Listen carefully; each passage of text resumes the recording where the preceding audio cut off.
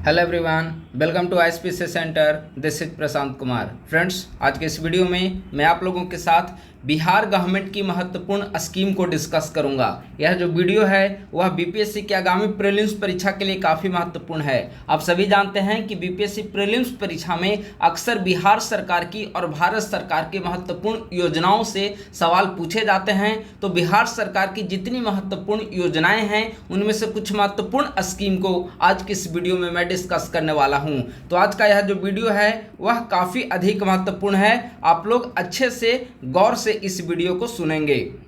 सबसे पहला स्कीम है समेकित बागवानी विकास स्कीम। ठीक है, समेकित बागवानी विकास स्कीम जो है वह बागवानी से संबंधित योजनाएं हैं जिसका प्रारंभ बिहार सरकार के द्वारा वित्तीय वर्ष 2005-06 में किया गया था। वर्तमान समय में समेकित बागवानी विकास मिशन बिहार के 23 जिलों में चलाया जा रहा है और इसी के तर्ज पर मुख्यमंत्री बागवानी विकास मिशन भी चलाया जा रहा है बिहार के 15 जिलों में। ठीक है, तो बिहार के 23 जिलों में चलाया जा रहा है समेकित बागवानी विकास मिशन और रेस्ट जो 15 जिले हैं, चूंकि बिहार में 38 जिले हैं तो 23 जिलों में बागवानी से संबंधित समेकित बागवानी विकास मिशन और रेस्ट जो 15 जिले बच गए वहां पर मुख्यमंत्री बागवानी विकास मिशन चलाया जा रहा है। ठीक है, तो आप लोग डिस्ट्रिक्ट की संख्या, नंबर ऑफ डिस्ट्रिक्ट आप लोग याद रखेंगे। इन स्कीम के तहत वित्तीय और अन्य सहायता तो प्रदान की जाती है, लेकिन इसके साथ साथ जिन खाद्य फसलों के उत्पादन पर ध्यान दिया जा रहा है, जिन बागवानी से संबंधित फसलों के उत्पादन पर ध्यान दिया जा रहा है, उनमें पान, मसाला, चाय और सब्जियां जैसे फसल इसके केंद्र बिंदु में है इस स्कीम की। ठीक है, तो आप लोग याद रखेंगे समेकित बागवानी विकास मिशन और मुख्यमंत्री बागवानी विकास मिशन। अगले स्कीम की ओर आइए, चाय विकास योजना। आप सभी जानते हैं बिहार में चाय का सबसे ज़्यादा उत्पादन किस जिले में है बताइए? तो किशनगंज जिला ऐसा है बिहार में चाय का सबसे ज़्यादा उत्पादन होता है। तो यही किशनगंज जिले में चाय के उत्पादन को बढ़ावा देने के उद्देश्य से राज्य सरकार के द्वारा चाय विकास योजना को लाया गया है, जिसके तहत 50% सब्सिडी प्रोवाइड की जाती है। ठीक है, वर्तमान समय में बिहार में 5,659 हेक्टेयर से भी अधिक जमीन पर चाय की खेती की जा रही है। तो बहुत महत्वपूर्ण है, आप लोग याद रखेंगे 5,659 हेक्टेयर से भी अधिक जमीन पर वर्तमान समय में चाय की खेती बिहार में की जा रही है और सबसे ज़्यादा चाय की खेती जो है बिहार के किशनगंज जिले में किया जा रहा है और इसके लिए बिहार सरकार के द्वारा चाय विकास योजना लेकर आई गई है। अगला और बहुत महत्वपूर्ण है मखाना विकास योजना। आप सभी जानते हैं कि बिहार सरकार के द्वारा जिन उत्पादों को जीआई टैग प्रदान किया गया है उनमें मिथिला मखाना को जीआई टैग भी दिया गया है और इसे मिथिला मखाना के नाम से जाना जाता है। ठीक है, मिथिला मखाना बिहार के जीआई टैग पाने वाले 6 उत्पादों में से शामिल है। मखाना विकास योजना जो है, मखाना विकास योजना की शुरुआत जो है सितंबर 2022 ईस्वी में इसकी शुरुआत बिहार सरकार के द्वारा की गई थी। इस कार्यक्रम के तहत उन्नत बीज उत्पादन, वितरण, क्षेत्र विस्तार और भंडारण अवसंरचना के विकास पर 75% सब्सिडी प्रोवाइड की जाती है। ठीक है, तो मखाना विकास योजना जिसकी शुरुआत सितंबर 2022 में बिहार सरकार के द्वारा की गई थी, इसके तहत इस कार्यक्रम के तहत उन्नत बीजों के उत्पादन, उसका वितरण, क्षेत्र विस्तार और भंडारण से संबंधित अवसंरचना इंफ्रास्ट्रक्चर के डेवलपमेंट पर 75% सब्सिडी राज्य सरकार के द्वारा प्रोवाइड की जाती है। ठीक है, तो मखाना विकास योजना भी महत्वपूर्ण है। अगला आइए, मशरूम की खेती के प्रोत्साहन से संबंधित बिहार सरकार की क्या स्कीम है? बिहार मशरूम उत्पादन में देश का अग्रणी राज्य है और यहाँ 29,000 मीट्रिक टन से भी अधिक मशरूम का उत्पादन किया जाता है। राज्य सरकार के द्वारा मशरूम कीट पर और किसानों के क्षमता निर्माण के लिए 90% सब्सिडी राज्य सरकार के द्वारा प्रोवाइड की जा रही है। भूमिहीन किसानों को 90% सब्सिडी इसके तहत प्रोवाइड की जाती है। वहीं फूस के घर में किफ़ायती ढंग से मशरूम उपजाने के लिए एक विशेष योजना के तहत 50% की सब्सिडी प्रोवाइड की जा रही है। ठीक है, तो भूमिहीन किसान जो मशरूम की खेती करना चाहते हैं उनको बिहार सरकार के द्वारा 90% सब्सिडी दी जाएगी और वैसे किसान जो फूस के घर में किफ़ायती ढंग से मशरूम उत्पादन करना चाहते हैं तो बिहार सरकार के द्वारा उनको 50% की सब्सिडी प्रोवाइड कराई जाएगी। तो यह मशरूम की खेती को प्रोत्साहन करने के लिए बिहार सरकार के द्वारा योजना। अगला है मुख्यमंत्री समेकित चौर विकास योजना, बहुत महत्वपूर्ण स्कीम है मुख्यमंत्री समेकित चौर विकास योजना। इस योजना का मुख्य उद्देश्य कृषि, बागवानी और कृषि वानिकी को समेकित करके राज्य के सभी उपलब्ध चौर क्षेत्रों को मछली आधारित समेकित जल कृषि प्रणाली में विकसित करना है। इसका वित्तीय लक्ष्य जो रखा गया सरकार के द्वारा आवंटन का 5,067 लाख रुपया। ठीक है, आधुनिक प्रौद्योगिकी अपनाने से मछली पालकों को नए अवसर उपलब्ध होंगे जो रोजगार को अधिक से अधिक उत्पन्न करेगा और रोजगार को अधिक से अधिक पैदा करेगा, और रोजगार जब ज़्यादा उत्पन्न होंगे तो लोगों को आमदनी भी ज़्यादा होगी। ठीक है, तो यह हो गया मुख्यमंत्री समेकित चौर विकास योजना। अगला है प्रधानमंत्री मत्स्य संपदा योजना। तो यह केंद्र सरकार की स्कीम है, तो ज़्यादा महत्वपूर्ण नहीं है, थोड़ा पुराना स्कीम हो गया है, इसलिए हम लोग इसे स्किप कर रहे हैं। बिहार सरकार की महत्वपूर्ण स्कीम को ही हम लोग इसमें डिस्कस करेंगे। ठीक है, सेंट्रल गवर्नमेंट की जो महत्वपूर्ण स्कीम होगी उसके लिए एक अलग वीडियो के रूप में मैं डिस्कस करूंगा। मुख्यमंत्री विद्युत उपभोक्ता सहायता योजना, यह एग्रीकल्चर से संबंधित है, बहुत महत्वपूर्ण है। इसके तहत आप देखेंगे तो विद्युत उपभोक्ताओं को राज्य सरकार के द्वारा बिजली की टैरिफ में सब्सिडी प्रोवाइड की जाती है। इस योजना के तहत कृषि उपभोक्ताओं को 0.70 रुपये प्रति यूनिट यानी कि 70 पैसे प्रति यूनिट की सब्सिडी दर पर बिजली प्रोवाइड की जाती है। ठीक है, तो मुख्यमंत्री विद्युत उपभोक्ता सहायता योजना के तहत राज्य सरकार के द्वारा बिहार राज्य की विद्युत उपभोक्ताओं को 70 पैसे, जो एग्रीकल्चर में बिजली का यूज कर रहे हैं उनको 70 पैसे प्रति यूनिट की सब्सिडी दर पर बिजली की आपूर्ति की जाती है, और शेष जो 6.19 बचा तो वह रकम जो है राज्य सरकार के द्वारा सब्सिडी के तौर पर उपलब्ध कराई जाती है। ठीक है, तो यह महत्वपूर्ण स्कीम है मुख्यमंत्री विद्युत उपभोक्ता सहायता योजना। अगला है बिहार राज्य फसल सहायता योजना, यह भी एग्रीकल्चर से महत्वपूर्ण स्कीम है। एग्रीकल्चर से रिलेटेड जो बिहार सरकार की स्कीम है उसको एक जगह लिख लीजिए, ये मेंस में भी आपको स्कीम काम आएगा, वहां पे याद रहेगा तो आपको लिखना होगा। ठीक है, बिहार राज्य फसल सहायता योजना। तो बिहार राज्य फसल सहायता योजना की शुरुआत बिहार सरकार के द्वारा 2018 के खरीफ मौसम से की गई थी। ठीक है, इस योजना के अंतर्गत बाढ़, सूखा, पाला आदि प्राकृतिक आपदाओं के कारण किसानों को अधिसूचित फसलों का नुकसान होने पर वित्तीय सहायता उपलब्ध कराई जाती है।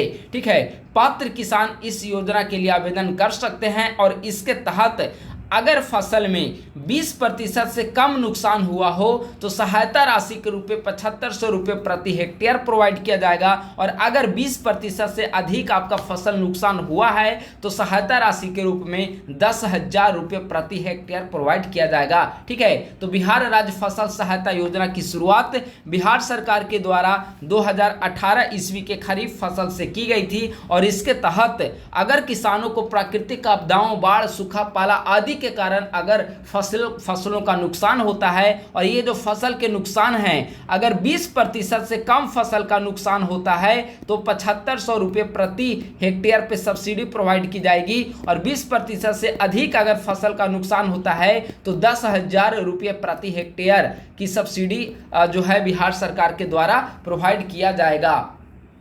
अधिकतम 2 हेक्टेयर फसल क्षेत्र के लिए सहायता राशि प्रोवाइड की जाती है। तो इसे याद रखेंगे, यह बहुत महत्वपूर्ण स्कीम है बिहार राज्य फसल सहायता योजना। ठीक है, अगला है 38 जिलों के लिए जैविक खेती प्रोत्साहन योजना। ठीक है, या हरी खाद योजना। रासायनिक उर्वरकों के उपयोग में कमी के लिए मिट्टी में नाइट्रोजन और कार्बन की मात्रा बढ़ाने के लिहाज से जैविक खेती में हरी खाद का प्रयोग किया जा रहा है।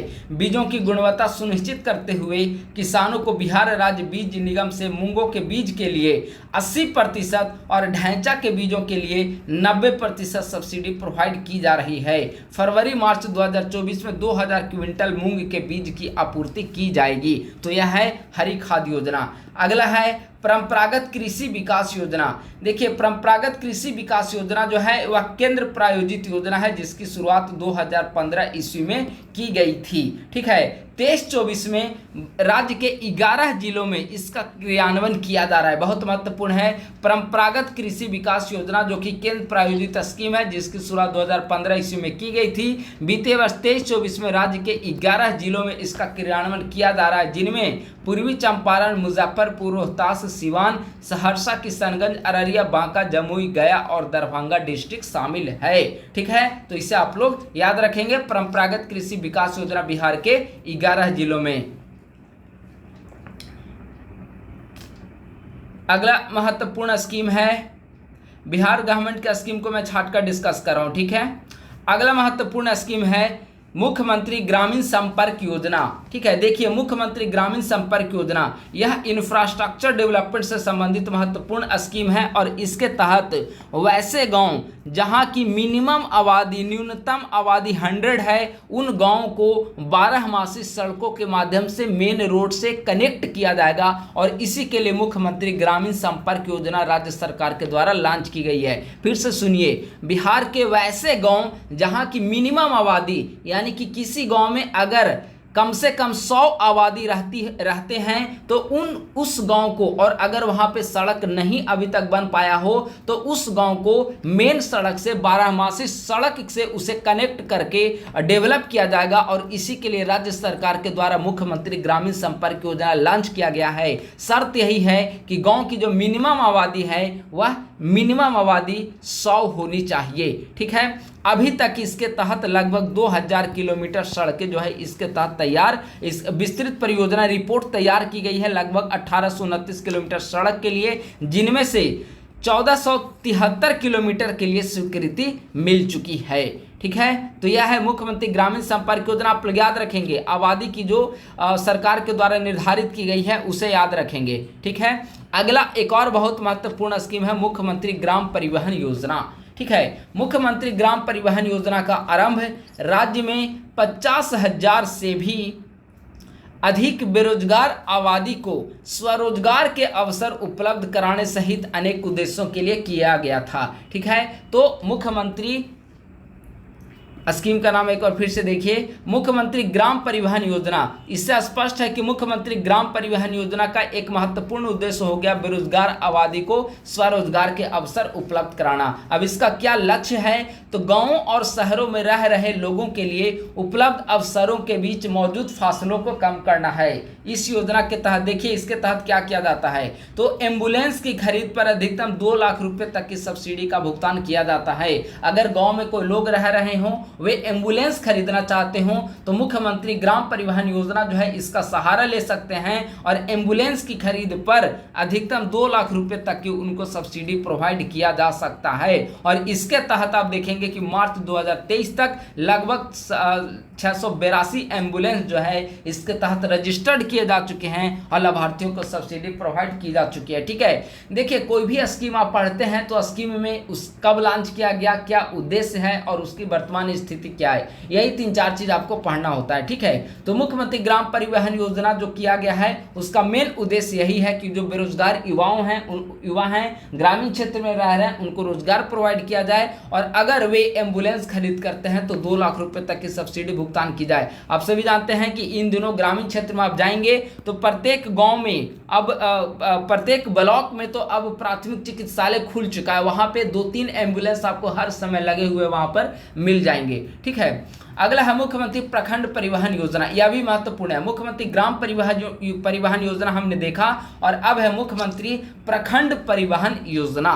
ठीक है, मुख्यमंत्री प्रखंड परिवहन योजना अगम्य क्षेत्रों तक अबाध, तेज और सुविधाजनक जन परिवहन प्रणाली के लिए बिहार सरकार का अग्रणी कार्यक्रम है। ठीक है, पूरे राज्य में सशक्त सड़क नेटवर्क के विकास के साथ यह योजना बसों की खरीद के लिए सब्सिडी उपलब्ध कराकर पथ संपर्क की समस्या का समाधान करने का बहुत अच्छा उदाहरण है। यानी कि मुख्यमंत्री ग्राम परिवहन योजना के तहत एम्बुलेंस खरीद पर सरकार के द्वारा सब्सिडी दी जाएगी और मुख्यमंत्री प्रखंड परिवहन योजना के तहत सरकार का मुख्य उद्देश्य है कि ब्लॉक में अगर कोई बेरोजगार युवा बस खरीदना चाहता है और कनेक्टिविटी प्रोवाइड कराना चाहता है, वहां पर इंफ्रास्ट्रक्चर डेवलपमेंट से संबंधित पथ संपर्क की समस्या को दूर करना चाहता है तो उसे सरकार के द्वारा सब्सिडी प्रोवाइड की जाएगी।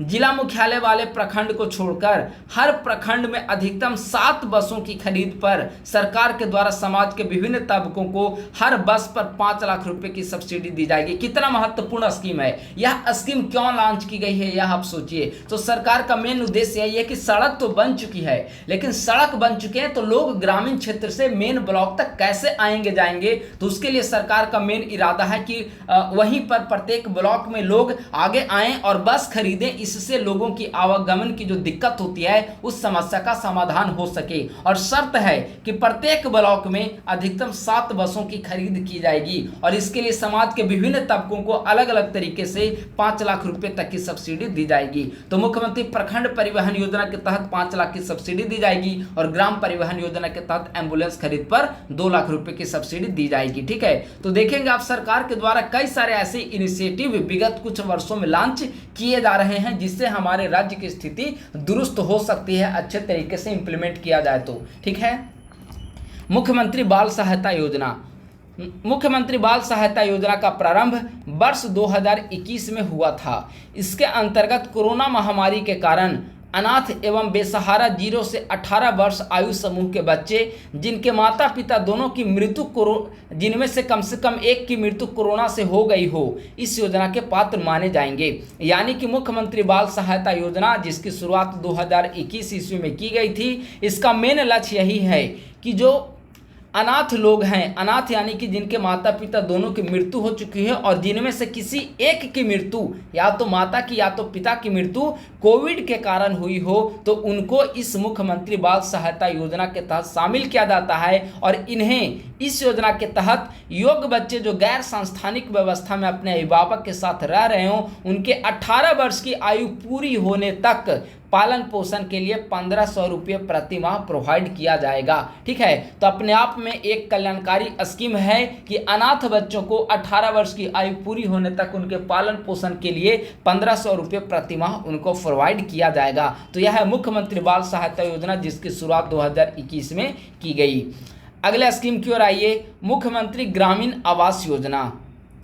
मुख्यमंत्री ग्रामीण आवास योजना वर्ष 2018-19 से संचालित, यानी कि मुख्यमंत्री ग्रामीण आवास योजना का जो संचालन है वह 2018-19 में संचालन इसका प्रारंभ हुआ, यानी कि 18-19 में इसे लॉन्च किया गया था। इस योजना के अंतर्गत लाभार्थियों को आवास निर्माण हेतु सामान्य जिलों में प्रति लाभुक 1,20,000 रुपये एवं राज्य के 11 समेकित कार्य योजना वाले जिलों अरवल, औरंगाबाद, गया, जमुई, जहानाबाद, कैमूर, मुंगेर, नवादा, पश्चिम चंपारण, रोहतास, सीतामढ़ी आदि में प्रति लाभुक 1,30,000 रुपये की सहायता राशि 3 किस्तों में प्रोवाइड की जाएगी। ठीक है, यानी कि मुख्यमंत्री ग्रामीण विकास योजना के तहत जिसकी शुरुआत 2018-19 में की गई, इसके तहत सामान्य जिलों में प्रति लाभुकों को 1,20,000 रुपये प्रोवाइड किए जाते हैं और कुछ 11 जिले जो हैं जो समेकित कार्य योजना के तहत जुड़े हुए हैं, उन जिलों को 1,30,000 रुपये की सहायता राशि 3 किस्तों में प्रोवाइड की जाती है।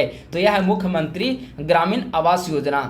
अगला आइए, मुख्यमंत्री ग्रामीण आवास सहायता योजना, दोनों अलग अलग है। ठीक है, इस योजना के तहत 1 अप्रैल 2010 के पूर्व इंदिरा गांधी योजना के अंतर्गत लाभ प्राप्त अनुसूचित जाति यानी कि SC, अनुसूचित जनजाति यानी कि ST तथा EBC के वैसे परिवार जिनका आवास अधूरे या अपूर्ण अवस्था में है, उन्हें पूर्ण कराने के लिए मुख्यमंत्री ग्रामीण आवास योजना के तहत 50,000 रुपये की सहायता राशि प्रोवाइड की जाती है। तो मुख्यमंत्री ग्रामीण आवास योजना इसके तहत कितनी राशि प्रोवाइड की जाएगी, तो इसके तहत 50,000 रुपये की राशि प्रोवाइड कराई जाएगी। ठीक है, तो आप लोग इसे याद रखेंगे। अब आइए, मुख्यमंत्री कन्या विवाह योजना, बहुत महत्वपूर्ण स्कीम है मुख्यमंत्री कन्या विवाह योजना।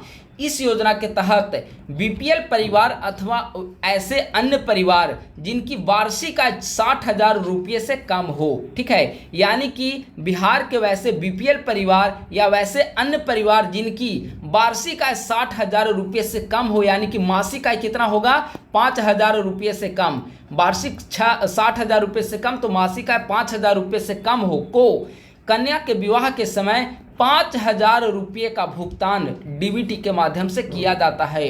इस योजना का उद्देश्य गरीब परिवार को आर्थिक सहायता प्रदान करना, विवाह के निबंधन को प्रोत्साहित करना तथा घरेलू हिंसा एवं बाल विवाह को रोकना है। ठीक है, हालांकि आप देखेंगे कि अगर कोई बीपीएल परिवार जो ऑलरेडी गरीब हो, क्योंकि उनकी मासिक आय 5,000 रुपये से कम और वार्षिक आय 60,000 रुपये से कम हो, उनकी कन्या के विवाह के समय, उनकी सुपुत्री के विवाह के समय, बेटी के विवाह के समय 5,000 रुपये की आर्थिक सहायता प्रोवाइड की जाएगी। एक दृष्टिकोण से देखा जाए तो यह राशि कतई उचित नहीं है। ठीक है, क्योंकि 5,000 की राशि वो भी शादी के समय बहुत कम होती है, लेकिन खैर सरकार के द्वारा ये सहायता राशि के रूप में प्रोवाइड कराई जा रही है। और 23-24 में राज्य सरकार के द्वारा 100 करोड़ रुपए का प्रावधान इस स्कीम के लिए किया गया है, मुख्यमंत्री कन्या विवाह योजना के लिए। ठीक है, तो आप लोग अच्छे से समझ लेंगे। वैसे बीपीएल परिवार या वैसे अन्य परिवार जिनकी मासिक आय 5,000 रुपये से कम हो या वार्षिक आय 60,000 रुपये से कम हो, उनकी सुपुत्री को विवाह के समय 5,000 रुपये की मासिक 5,000 रुपये की डीबीटी के माध्यम से उनको आर्थिक सहायता प्रोवाइड की जाती है। और 23-24 के लिए लगभग 100 करोड़ रुपए का बजटीय आवंटन इसके लिए किया गया है। अगला है मुख्यमंत्री नारी शक्ति योजना। आप सभी इस स्कीम से भली भांति परिचित होंगे। इस योजना के तहत संघ लोक सेवा आयोग यानी कि यूपीएससी एवं बिहार लोक सेवा आयोग यानी कि बीपीएससी के प्रारंभिक परीक्षा यानी कि पीटी में उत्तीर्ण होने वाले महिला अभ्यर्थियों को मुख्य परीक्षा एवं साक्षात्कार की अग्रतर तैयारी हेतु 1 लाख रुपये तथा 50,000 रुपये की राशि प्रोवाइड की जाती है। अगर आप में से कोई भी female candidate UPSC prelims qualify करते हैं तो आपको 1 लाख रुपये प्रोवाइड की जाएगी। और अगर आप बीपीएससी प्रीलिम्स क्वालिफाई करते हैं, चाहे आप किसी भी कैटेगरी से हो, ठीक है, बीपीएससी प्रीलिम्स क्वालिफाई करते हैं तो आपको 50,000 की राशि दी जाएगी। ठीक है, अब ऐसा नहीं है कि आप हर बार प्रीलिम्स निकालें यूपीएससी और बीपीएससी का तो हर बार आपको राशि दी जाएगी, नहीं, आपको यह राशि सिर्फ एक बार दी जाएगी। ठीक है, अगर आप एक बार बीपीएससी पहली बार अगर आप बीपीएससी पीटी क्वालिफाई करेंगे, चाहे कोई भी अटेम्प्ट हो, तो 50,000 रुपये मिलेगी। और यूपीएससी पीटी अगर आप पहली बार क्वालिफाई करेंगे तो 1 लाख मिलेगी। ठीक है, ऐसा नहीं हो कि फिर आप अगली बार यूपीएससी पीटी क्वालिफाई करें और फिर 1 लाख के लिए अपना दावा ठोक दें। ठीक है, ऐसा नहीं है। लेकिन एक बहुत महत्वपूर्ण स्कीम है उन अभ्यर्थियों के लिए, उन महिलाओं के लिए, उन बालिकाओं के लिए जिनके घर की आर्थिक स्थिति अच्छी नहीं है और वे अपनी तैयारी को कंटिन्यू करना चाहते हैं। ठीक है, तो मुख्यमंत्री नारी शक्ति योजना यही है जिसे सिविल सेवा प्रोत्साहन योजना के नाम से भी जाना जाता है। ठीक है, अगला है मुसलमान तलाकशुदा या परित्यक्त महिला सहायता कार्यक्रम योजना। इस कार्यक्रम की शुरुआत बिहार सरकार के द्वारा 2006-07 में तलाकशुदा या परित्यक्ता मुसलमान महिलाओं को 10,000 रुपये की आर्थिक सहायता उपलब्ध कराने के लिए की गई थी। लेकिन वर्तमान समय में 25,000 रुपये इस रकम की राशि को बढ़ाकर कर दिया गया है। यानी कि वैसे तलाकशुदा महिला या जिनको पति ने त्याग दिया हो तो उन महिलाओं को, उन मुस्लिम महिलाओं के लिए शुरू किया गया है। उन मुस्लिम महिलाओं को 10,000 रुपये की आर्थिक सहायता प्रोवाइड कराने के लिए 2006-07 में इसकी शुरुआत की गई थी और वर्तमान समय में 10,000 रकम की राशि को बढ़ाकर 25,000 कर दिया गया है। ठीक है, अगला आइए मुख्यमंत्री श्रम शक्ति योजना। इस योजना की शुरुआत 2018-19 में अल्पसंख्यक युवाओं के बीच रोजगार और स्वरोजगार को बढ़ावा देने के लिए किया गया था। यानी कि मुख्यमंत्री श्रम शक्ति योजना किस वर्ग से संबंधित है? माइनॉरिटी यानी कि अल्पसंख्यक वर्ग से संबंधित है। अल्पसंख्यक वर्ग के युवाओं के बीच रोजगार और स्वरोजगार को बढ़ावा देने के उद्देश्य से इसकी शुरुआत की गई थी। इसके तहत अल्पसंख्यक समुदाय के श्रमिकों और युवाओं को विशेष प्रशिक्षण उपलब्ध कराया जाता है ताकि वे रोजगार के अवसर को प्राप्त कर सकें। तो इसे आप लोग याद रखेंगे, मुख्यमंत्री श्रम शक्ति योजना। अगला वक्फ बोर्ड योजना उतना महत्वपूर्ण नहीं है, इसलिए आगे बढ़ रहे हैं हम लोग। ठीक है, मुख्यमंत्री अल्पसंख्यक आवासीय विद्यालय योजना एक बार देख लीजिए। बिहार राज्य अल्पसंख्यक आवासीय विद्यालय योजना राज्य सरकार ने 2018-19 में अल्पसंख्यक समुदाय के विद्यार्थियों के लिए हर जिले में एक आवासीय विद्यालय स्थापित करने का निर्णय लिया था। वर्ष 19-20 और 20-21 में 4 जिले दरभंगा, किशनगंज, पूर्णिया और मधुबनी में अल्पसंख्यक आवासीय विद्यालयों के निर्माण के लिए बिहार सरकार के द्वारा 217 करोड़ रुपए स्वीकृत भी किए जा चुके हैं। ठीक है, कुल मिलाकर देखें तो बिहार राज्य अल्पसंख्यक आवासीय विद्यालय योजना का मुख्य उद्देश्य है कि प्रत्येक जिले में अल्पसंख्यक समुदाय के लिए एक आवासीय विद्यालय स्थापित किया जाए ताकि वे पढ़ाई लिखाई की सुविधा को वहां पर प्राप्त कर सकें। और इसकी शुरुआत बिहार सरकार के द्वारा 2018-19 में की गई थी। अगला है जननायक कर्पूरी ठाकुर छात्रावास योजना। पिछड़े और अति पिछड़े वर्गों के विद्यार्थियों के लिए इस योजना का प्रारंभ 2008-9 में किया गया था। ठीक है, इसके तहत क्या होता है, जननायक कर्पूरी ठाकुर छात्रावास योजना। तो जननायक कर्पूरी ठाकुर आप सभी जानते हैं कि पिछड़ा वर्ग का प्रतिनिधित्व करते हैं इंडियन पॉलिटिक्स में, और हाल ही में कर्पूरी ठाकुर को भारत रत्न से भी सम्मानित किया जा चुका है। ठीक है, तो जननायक कर्पूरी ठाकुर छात्रावास योजना नाम से ही स्पष्ट है कि यह योजना पिछड़े वर्गों के लिए है। ठीक है, तो पिछड़े और अति पिछड़े वर्ग जो हैं, ओबीसी एंड ईबीसी के जो क्लास के लोग हैं, उनको प्रत्येक जिले में, जिस प्रकार से अभी हमने बताया कि अल्पसंख्यक समुदाय के लिए एक आवासीय विद्यालय, तो उसी प्रकार से ओबीसी और ईबीसी समुदाय के छात्रों के लिए एक छात्रावास प्रत्येक जिले में स्थापित किए जाने का लक्ष्य इसके तहत रखा गया है, जिसकी शुरुआत 2008-9 में किया गया है। और इसके तहत 32 जिलों में छात्रावास जो है बना दिए गए हैं, और 32 जिले में छात्रावास जननायक कर्पूरी ठाकुर के स्कीम के तहत चालू हो चुके हैं। ठीक है, अगला है मुख्यमंत्री पिछड़ी जाति एवं अति पिछड़ी जाति कौशल विकास योजना, यानी कि मुख्यमंत्री पिछड़ा वर्ग और अत्यंत पिछड़ा वर्ग कौशल विकास योजना। इस योजना का उद्देश्य वंचित लोगों का सामाजिक एवं आर्थिक कौशल बढ़ाकर उन लोगों को, वंचित लोगों को राज्य की मुख्य धारा में लाना है। इस योजना का आरंभ जो है कब किया गया, 2017-18 में इसका आरंभ किया गया था, और इसका क्रियान्वयन श्रम संसाधन विभाग के द्वारा इसकी क्रियान्वयन की जा रही है। तो मुख्यमंत्री पिछड़ा वर्ग और अत्यंत पिछड़ा वर्ग कौशल विकास योजना, जिसकी शुरुआत 17-18 में बिहार सरकार के द्वारा की गई, और इसका क्रियान्वयन श्रम संसाधन विभाग के द्वारा किया जा रहा है।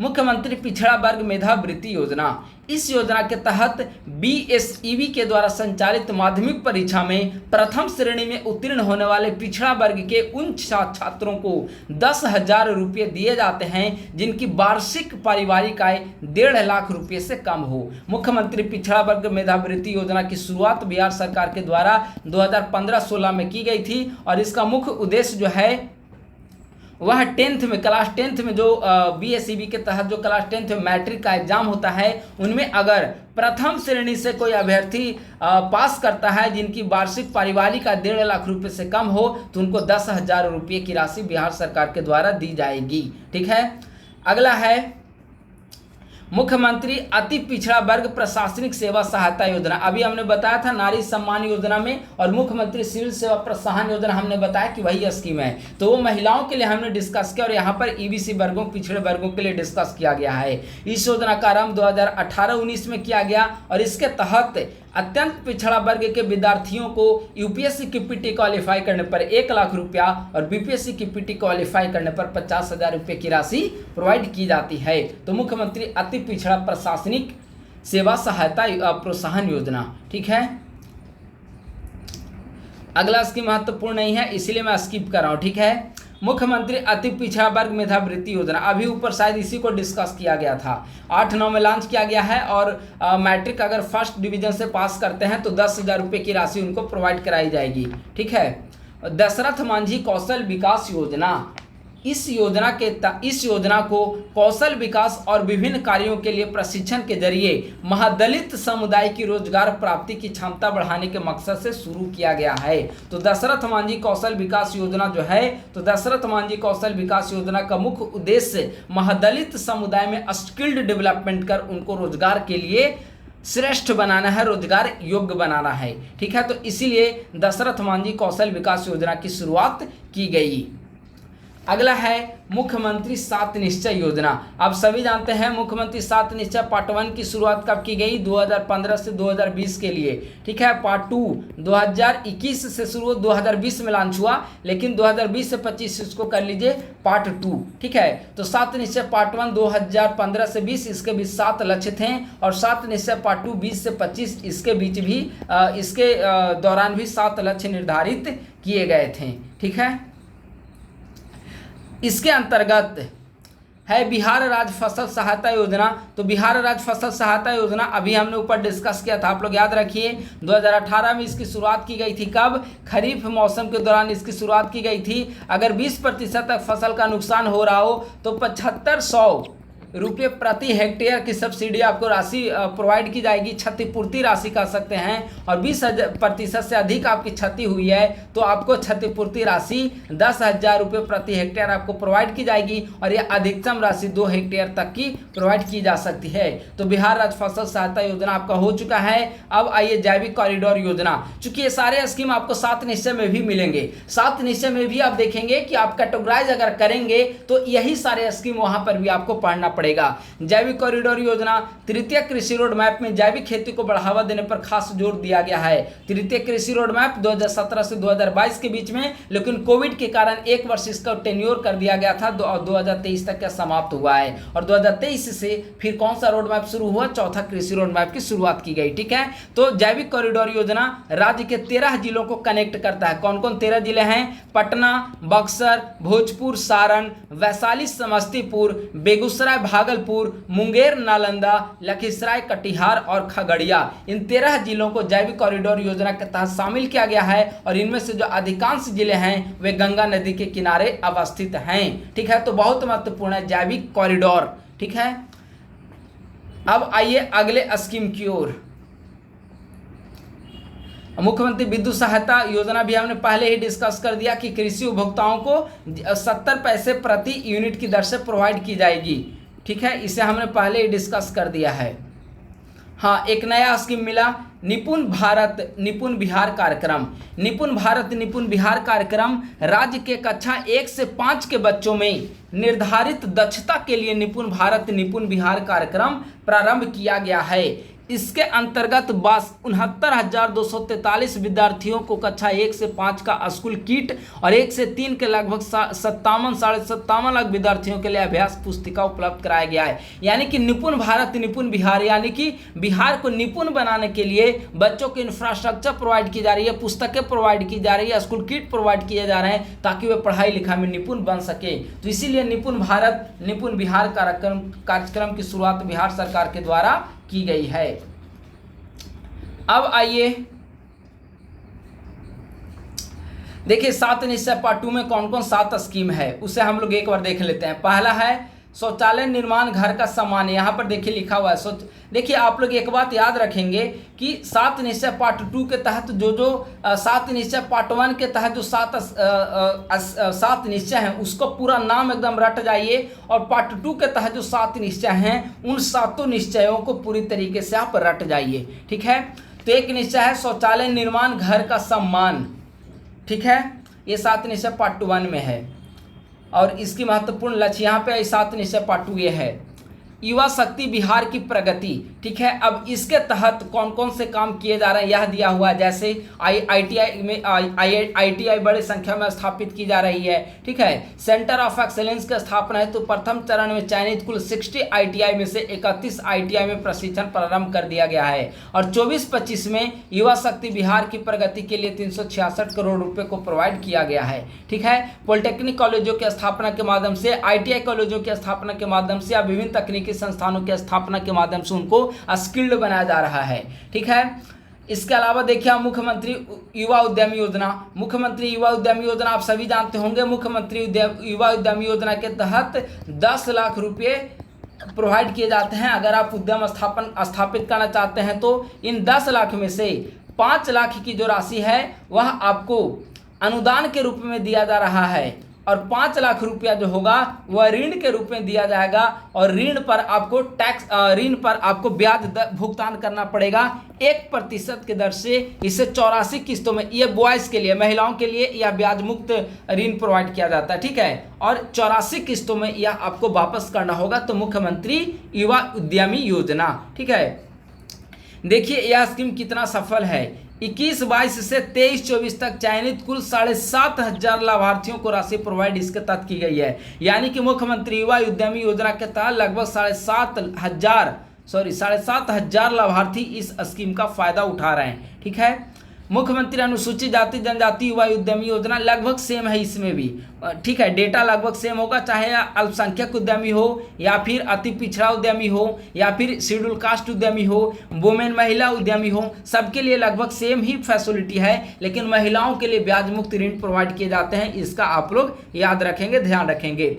सशक्त महिला सक्षम महिला, सशक्त महिला सक्षम महिला के तहत मुख्यमंत्री युवा उद्यमी योजना अभी हमने ऊपर में डिस्कस किया था, ठीक है। इसके तहत 10 लाख रुपए की राशि प्रोवाइड की जाएगी, 5 लाख रुपए आपको अनुदान मिलेगा, 5 लाख रुपए आपको ब्याज मुक्त ऋण दिया जाएगा। उच्चतर शिक्षा के लिए सरकार के द्वारा पैसा प्रोवाइड की जाती है। जैसे आप स्नातक उत्तीर्ण करते हैं तो 50,000 रुपये, इंटर 25,000 रुपये, ठीक है। कन्या उत्थान योजना जो है इसी के लिए है, उच्चतर शिक्षा प्रोवाइड कराने के लिए। और महिलाओं के सशक्तिकरण में बहुत महत्वपूर्ण है कन्या उत्थान योजना, ठीक है। अगला है हर खेत तक सिंचाई की पानी, स्वच्छ गांव समृद्ध गांव, स्वच्छ शहर विकसित शहर, ये सारे 7 निश्चय मैं बोल दे रहा हूँ। स्वच्छ शहर विकसित शहर, सुलभ संपर्कता, ठीक है। तो ये सारे आपके 7 निश्चय महत्वपूर्ण निश्चय थे, उसे आप लोग याद कर लीजिए। अब आइए कुछ महत्वपूर्ण स्कीम जिसे हाल ही में सरकार के द्वारा लॉन्च किया गया, जैसे बिहार लॉजिस्टिक पॉलिसी। हालांकि बिहार लॉजिस्टिक पॉलिसी इसे मैं मेंस के लिए अलग से मैं डिस्कस करूंगा प्रीलिम्स के बाद, या बीपीएससी शॉर्ट नोट्स में पूछा जा सकता है मुख्य परीक्षा के अंतर्गत, आप लोग प्रिपेयर रहेंगे। लॉजिस्टिक पॉलिसी 2023 लॉजिस्टिक के क्षेत्र में निवेश को प्रोत्साहित करने के उद्देश्य से बिहार लॉजिस्टिक पॉलिसी 2023 लागू की गई है। इसका उद्देश्य लॉजिस्टिक क्षेत्र में वेयर हाउसिंग, शिपिंग, रेल, सड़क, हवाई माल ढुलाई, एक्सप्रेस माल कार्गो तथा अन्य लॉजिस्टिक सुविधाओं का विस्तार करना है, ताकि बिहार के लोगों को अपेक्षाकृत कम कीमत पर जरूरी चीजें उपलब्ध हो सके। तो 2023 ईस्वी में बिहार सरकार के द्वारा बिहार लॉजिस्टिक पॉलिसी लाई गई है। और अगला और महत्वपूर्ण स्कीम है बायोफ्यूल उत्पादन प्रोत्साहन नीति, ठीक है। ये सभी मेंस शॉर्ट नोट्स के लिए भी महत्वपूर्ण है और प्रीलिम्स में भी आपसे पूछा जा सकता है। बिहार बायोफ्यूल उत्पादन प्रोत्साहन नीति, इन सभी को हमने बिहार करंट अफेयर का मंथली वाइज वीडियोज में जरूर डिस्कस किया होगा, ठीक है। नवीकरणीय ऊर्जा को प्रोत्साहित करने के उद्देश्य से बिहार सरकार के द्वारा बिहार बायोफ्यूल उत्पादन प्रोत्साहन नीति 2023 को स्वीकृति प्रदान की गई है, जिसके तहत 100% इथेनॉल उत्पादन करने वाली नई ग्रीन फील्ड स्टैंडलोन इकाइयों और कंप्रेस्ड बायोगैस जैव सीएनजी उत्पादन करने वाली इकाइयों को प्रोत्साहन प्रदान किया जा रहा है। इस स्कीम के तहत 2024-25 में 1732 करोड़ रुपए स्कीम मद में तथा स्थापना एवं प्रतिबद्ध व्यय मद में लगभग 101 करोड़ रुपए, यानी कि टोटल 1833 करोड़ रुपए बजटीय आवंटन किया गया है 24-25 के तहत, जैव ईंधन नीति के तहत, बायोफ्यूल पॉलिसी जो है उसके तहत, ठीक है। और एक और मैं आपको यहाँ पर बता दूं कि 7 निश्चय पार्ट 2 के लिए बजट में 5040 करोड़ रुपए का आवंटन किया गया है। बिहार बजट का आप लोग वीडियो देख लीजिए, इसे हमने वहां पर डिस्कस किया था, ठीक है।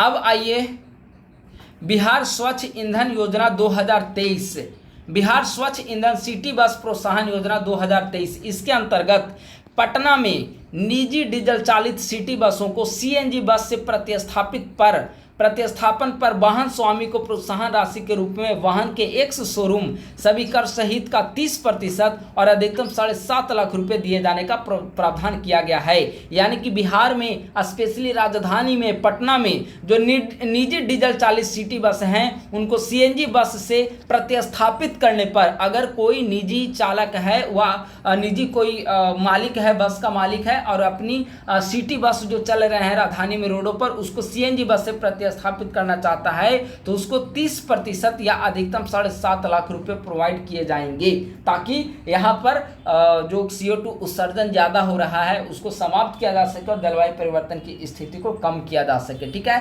तो ये सारे जो महत्वपूर्ण स्कीम है वह बिहार सरकार के द्वारा लॉन्च की गई है। कुछ महत्वपूर्ण स्कीम इनमें से हमने डिस्कस किया है, उससे आप लोग अच्छे तरीके से कंप्लीट करेंगे। स्पेशली महिलाओं से संबंधित स्कीम, युवाओं से संबंधित स्कीम, हमने अल्पसंख्यक वर्ग, युवा वर्ग, किसान वर्ग, ठीक है, हमने हर किसी बागवानी से संबंधित हमने स्कीम को भी डिस्कस किया, एग्रीकल्चर से संबंधित स्कीम को भी डिस्कस किया है। इन सभी स्कीम को आप लोग बार बार कंप्लीट कर लीजिए, बार बार वीडियो को देखिए, शॉर्ट नोट्स बनाइए और कंप्लीट करिए, तब जाकर आपके कोई भी फैक्ट, इस पर ज़्यादा से ज़्यादा MCQ को सॉल्व करिए, तब जाकर आपका सारे कंटेंट जो है कंप्लीट हो पाएंगे, ठीक है। इसी प्रकार से मैं कुछ महत्वपूर्ण वीडियोज जो है वह प्रीलिम्स रिलेटेड अपलोड करता रहूँगा, ताकि प्रीलिम्स रिलेटेड आपकी तैयारी होती रही। और फ्री टाइम में आप लोग जब भी फ्री रहें तो वीडियो को एक बार जरूर आप लोग सुन लें, बहुत यहाँ से फायदा आपको मिलेगा, ठीक है। तो बस आज के वीडियो में इतना ही। अगर हमारे YouTube चैनल पे नए हैं तो हमारे YouTube चैनल को सब्सक्राइब कर लें और हमारे टेलीग्राम ग्रुप @ISPC सेंटर को आप लोग ज्वाइन कर लें, जहां पर प्री और मेंस से संबंधित विभिन्न मटेरियल्स और गाइडलाइंस आपको निःशुल्क प्रोवाइड किए जाते हैं। थैंक यू सो मच, बहुत बहुत धन्यवाद।